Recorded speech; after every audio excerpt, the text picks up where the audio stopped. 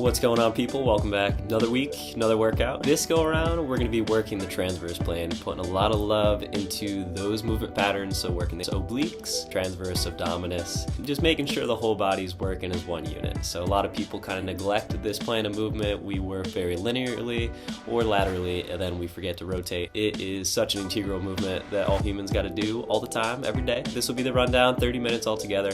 I used a 45 and a 30 lighter kettlebell, then same idea, get like a moderately heavy one. We're going to be working through 3 Tabata sets, so one 7-minute, one 9-minute, and then one that runs about 11 minutes. Funky movements, a lot of rotation. It'll be a fun one. If you're comfortable with all the movements, you can just go ahead, I'll play this out. If not, jump to the back. We'll have the little library going for you with all the videos and descriptions and whatnot. And kind of got to bear with me, I'm super nasally.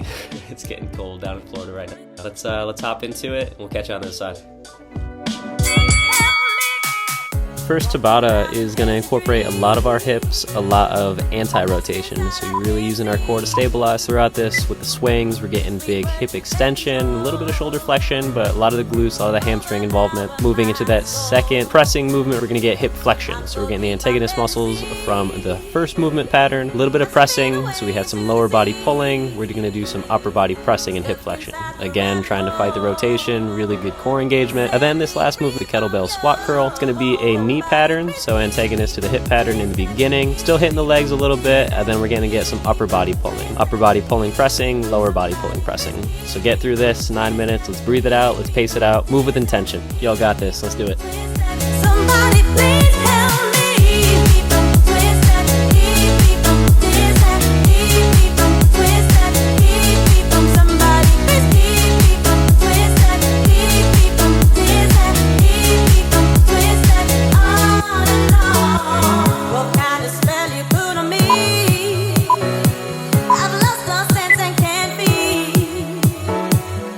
Only you can make me whole. I don't wanna lose my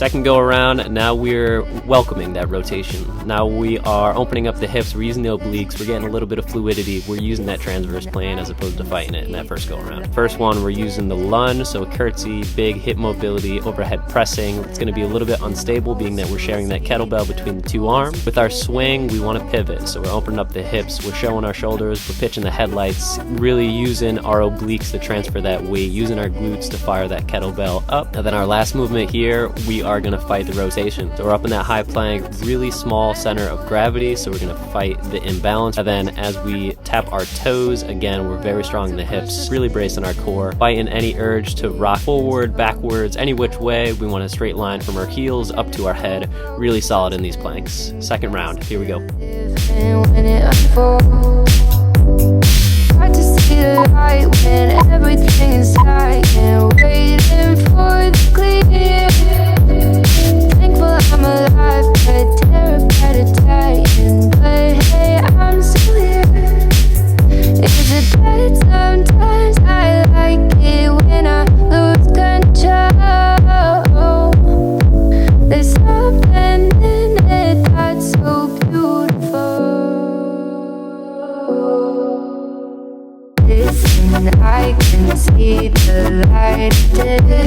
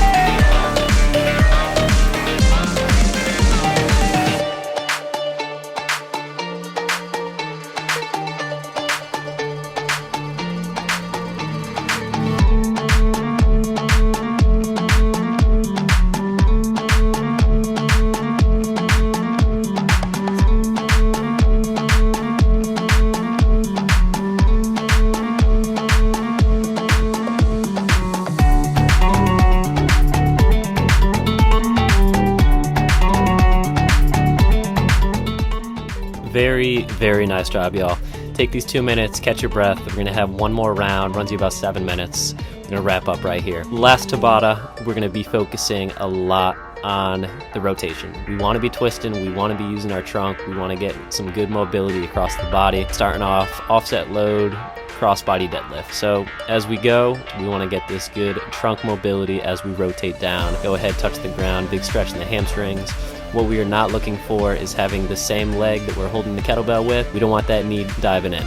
So we want to have a nice strong base. Go a little bit more narrow than what you typically would for a deadlift right here. You're gonna feel that pull on that opposite leg. So stay strong right here, really use your trunk to get yourself back up. Pull through the heels, use your hamstrings, use your glutes. Second movement, we're gonna be moving into an orbital. Getting a little bit of mobility right here, we're getting some steps, so it is gonna challenge your brain. Gonna get those brain juices flowing right here to wrap up. I know you're getting tired. But as we go up, we're getting a good rotation down into the pocket. As we step forward, we're pulling up overhead. We're gonna use our core to brace. We don't wanna forget about our ribs flaring up. We don't wanna be jello up on top, so stay nice and strong. And then we're just alternate. Get 2 sets with the deadlifts. We're gonna get a couple sets there with the halos, really torch that core, and finish up strong. You got it.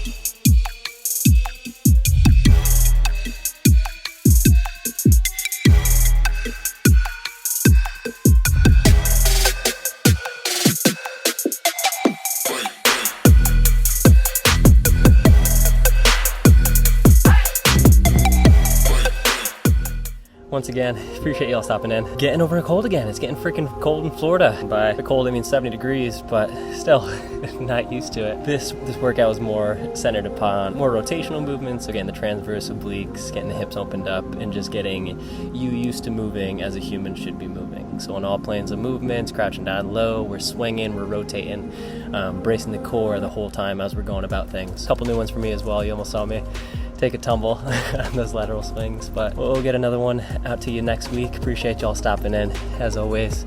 We'll see you next time. first one will be a alternating single arm B stance kettlebell swing. If you're unfamiliar with the B stance, it'll be very similar to like a single leg stance but with a kickstand. Let's go ahead, let's start off with the swing on the right side. So if it's in our right hand, our right foot is going to be back a little bit. So our right toe should be in line with our left heel. So just a little bit of a staggered stance. It's going to offset the load, so primarily that front leg is going to be taking the bulk of that load. So as we swing, we're going to step back, recoil, hinge the hips, bracing the core, squeezing the glutes, all that fun stuff is what we should be doing with the kettlebell swing. And then as we extend, squeezing the glutes again, bringing it forward. Kettlebell should get to about mid-chest. So while it's weightless, or using the momentum getting it up there, we're going to switch legs. So as we extend, we're going to step forward, switch legs, switch hands. I kind of just ride my hand on the top of my other hand, especially if you get nice and sweaty. Nice transition right there. So catch it, and then as that kettlebell falls back down, now our left leg is going to be in that B stance, right leg is going to be getting the bulk of that load, and we're just going to alternate right there. So at the highest point of the kettlebell, that's when we're looking to change our feet. Nice and fluid, big pendulum action, bracing the core the whole time. Movement number 2, we're going to do an overhead hand release push-up into a single arm down dog. Give you some variations. If you don't want to do the overhand release, that's totally fine. This is just to reduce force and get your body used to kind of accepting a new press right there, as well as getting some overhead mobility. If you just want to do a push-up into a down dog, go for it. This one will just be a little bit more challenging. So as you release, absorbing force, coming back into it, and then we're going to try and press to get a little bit of a plyometric action. Go ahead, touch your toe down with one hand. So again, staying with the theme of this workout, trying to have everything as rotation or anti-rotation as possible. Go to touch our toe, it'll be opposite hand to opposite foot. So we're going to get a little bit of torso and trunk rotation right there, a lot of hamstring mobility, and then on your way down, eccentric pressing and overhead mobility and all that fun stuff. So this will just be alternating. I timed it at the very end, so that last press, just go ahead with both of your hands just to make sure everything's nice and even. Third movement right here, we're moving into a kettlebell squat curl. I use the heavier one because you do want to tax your legs, but you don't want to over fatigue your arms. So grab something right in the middle. As you squat down, hold it there for like a 1 Mississippi. So this is really going to have your elbows inside your knees, get good hip mobility, trying to keep that torso up as much as you can. Nice big bicep curl, have it by the horns. You can almost rest it right underneath your chin. So you stand up, release, sit down deep, big stretch at the bottom. Get that curl. Going to be more so mobility. Shouldn't be too heavy for your legs. Just getting everything nice and primed, getting the blood flowing for you. Back in Tabata right here, we're going to be doing an alternating single arm bent over row into a curtsy overhead press. So this one is kind of funky. It was definitely a new movement for me. Again, staying with the theme of rotation. This one will be anti-rotation. So using our core to fight that inertia with the swing and everything. Starting off, slight bend in the knees, hips are back, flat back. All the mechanics of a deadlift. Do that row, drive up with our elbow, squeeze the lats. As soon as we set that thing down, we're going to try and move into almost like a hammer curl. So by the horn, we're going to swing it up. Let's say if it's in our right arm, our left leg is going to move into that curtsy. So we're using that momentum, everything is moving backwards, right? So the curtsy is going around, the swing is going up overhead. So really brace that core, and you don't want your shoulders swinging way backwards, right? So use your core, everything's nice and braced into that front rack. It's almost gonna be like you're holding a rifle. So we've got one hand on the butt, other hand on the horn right there. And then when you lower yourself down, nice, slow and controlled into that curtsy, then you go ahead, press it up overhead, big shoulder press. Make sure your ribs aren't flaring out or your butt's arching back too much. So nice everything compact down at the bottom, press, return, and then as you stand back up, same idea. Now it's the left arm, right leg going back, right in that rotation. So really be mindful where your hips are going and where your shoulders are going. I have some side swings. This was a new movement for me, for sure. But same idea, we're getting the rotation, big in the hips, transverse abdominis, making sure everything is in synchrony. So especially with this one, you're gonna want to rotate on your feet. And as that whole rotation goes, you're gonna feel your pronators of your foot, you're gonna feel your adductors and your hips. That whole line of movement should be rotating as you go. As you rotate, still keeping those T-Rex arms, you don't want to be doing a shoulder raise as you go. And then as soon as you have that kettlebell up to about mid-chest, you're going to want to pull down pretty forcefully on that bottom hand, and that's going to get that momentum going up to the other side. So big in the hips, getting that pulling action, and then also the glutes. So you want to be squeezing, going each side, and just trying to keep it as fluid as you can. So start light if you need to, and just be very mindful of your hips, pivoting on your feet, and then keeping that torso upright. Into our toe taps and the knee drive. If you want less of a challenge, you can just do it right on the mat. Being up on the kettlebell is just adding a little bit more instability, as is the theme, fighting rotation. So we're up there, very small center of gravity up on the kettlebell. We're gonna start with our right leg. Go ahead, do a toe tap. Don't want your hips dropping down. So as soon as one leg leaves the earth, you're gonna feel that urge for your hip to drop down, your shoulder to tap down. Big in the glutes, squeeze the opposite leg, squeeze those toes into the ground as hard as you can. Do a touch, do a knee drive, and we're just alternating. Be very mindful of your shoulders getting shruggy as you get fatigued, so really drive hard into that kettlebell. Then as you move your feet, be mindful of your hips as well. Around to the Tabata, we're going to be moving into a single arm crossbody suitcase deadlift. So I think in a previous video we did suitcase deadlifts, and that's really good for fighting the urge to lean over. So again, with the rotation and everything, now we are insisting that our trunk rotates to get across the body. Same idea with the offset loading. Let's start on our right side. Same mechanics for our deadlifts. Light bend in the knee, hips are bad, bracing the core. And as we rotate, we do not want the leg that has the kettlebell on it move inwards. So we don't want knee valgus, right? So try and keep our hips as straight as we can. Knees are pointing out, weight on the blades of our feet. As we rotate, big trunk rotation. Go ahead, get a touch. Do not drop the kettlebell on your pinky toe. It has been done before, does not feel good. And as we extend upwards, we're squeezing the glutes. You're gonna feel it more on the kettlebell side. Feel it on the right side if the kettlebell is in your right hand. Squeeze that glute, drive the hips forward. Final movement, we're going to be doing the alternate B stance hip halo. So the same B stance that we were working with in that first group of movements, just offsetting the stance. The kettlebell is going to be on our right side for starters. So let's move that right foot back, big toes in line with our left heel. As we step forward, we're making a big figure eight. So let's say it's on our right pocket. We move up to our left ear, around the head, real close to the head without bopping the head, over to our right ear, and then down to our left pocket. And as we go, as we're driving forward, we're doing that step. As we're lowering, we're taking a step back. We're kind of dancing, we're taking a step forward as we move forward, and then vice versa. As we're moving right here, we do want some trunk flexion going laterally to get into that hip, but as we go up overhead, we don't want our ribs flaring out. We don't want to abandon ship completely. We want to keep that core nice and tight, nice and strong up top, and then get that rotation on the sides. Hopefully this all made sense to you. As always, if you think of something else that works better, shoot me a message, leave a comment, something like that, and we can try and incorporate that for the next go around. Appreciate y'all supporting. 50 subscribers now, it's pretty wild. We'll keep on keeping on, keep the workouts flowing for you. If you got any questions, anything like that, be sure to reach out. We'll catch you next time.